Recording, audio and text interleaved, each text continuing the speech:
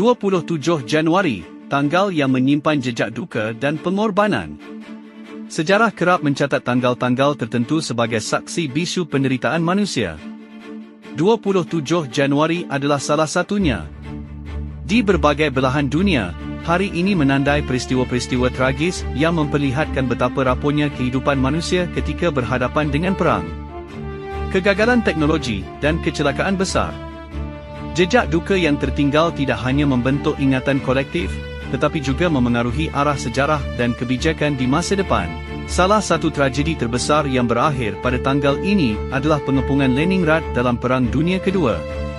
Selama 872 hari, kota tersebut dikepung pasukan Nazi Jerman, menyebabkan kelaparan ekstrim, cuaca dingin yang mematikan, dan kekurangan pasukan dasar. Ratusan ribu warga sipil tewas dalam kondisi yang nyaris tak terbayangkan.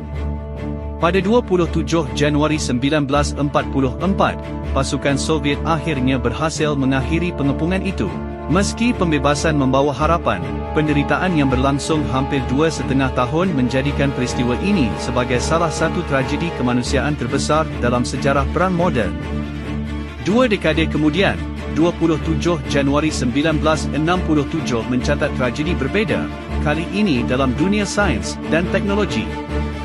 Saat uji coba darat misi Apollo 1 dicapai Kennedy, Amerika Serikat, kebakaran hebat terjadi di dalam kapsul akibat lingkungan oksigen murni.